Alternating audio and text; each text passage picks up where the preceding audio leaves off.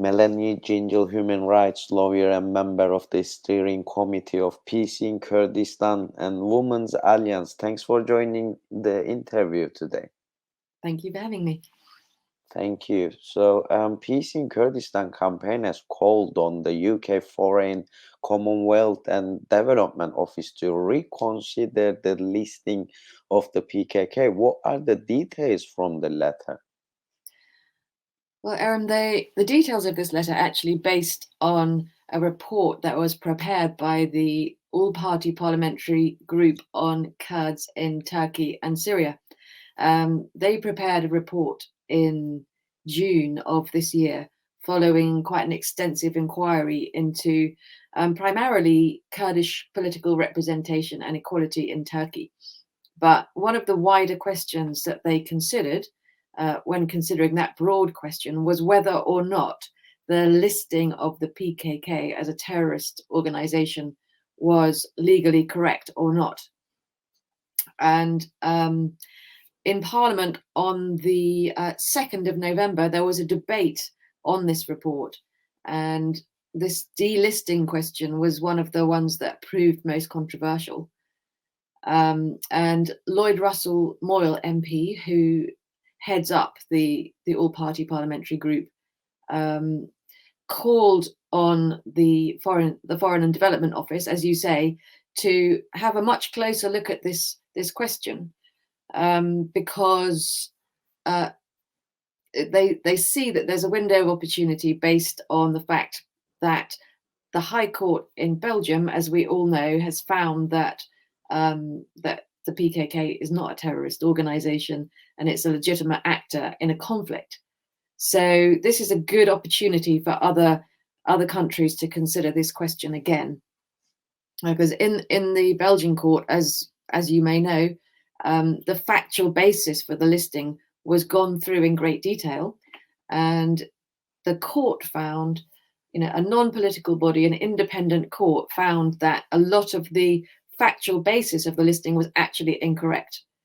So there's a whole list of incidents that the decision to list is based on, and many of them are inaccurate. And in fact, many of the incidents that they rely on have actually, since that listing, been found to have been committed by Turkish state forces.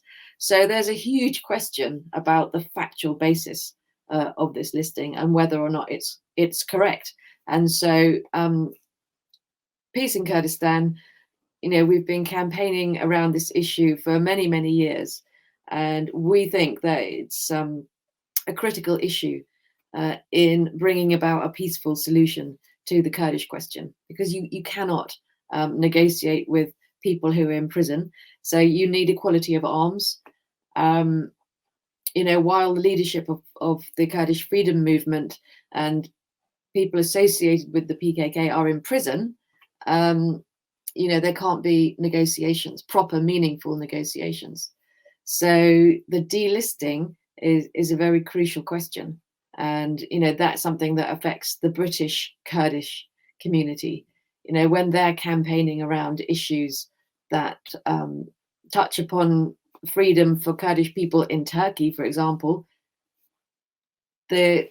There's a common nexus between the things that they're calling for and the things that the Turkish state say are terrorist propaganda. And these are all very actually non-controversial things like gender equality, for example. So for Kurdish communities in Britain to be criminalized for calling for a co-mayor system, for example, is deeply, deeply unhelpful. Why do you think UK government should delist the PKK while UK and Erdogan regime has common political interests in this atmosphere? Yes, these two countries do have common political interests, and that's precisely why some honesty and some behaving like a critical friend is so important. The UK should act as a critical friend of Turkey.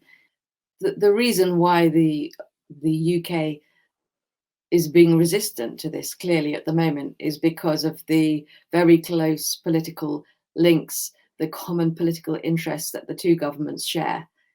Post-Brexit, the UK is desperate for markets, particularly for arms, and Turkey is a very good trading partner in that respect.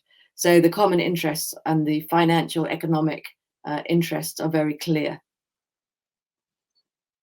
Dear Melanie Gingell, human rights lawyer and member of the Steering Committee for Peace in Kurdistan Campaign, thanks for joining us. Thank you for your valuable comments. Thank you. Thanks.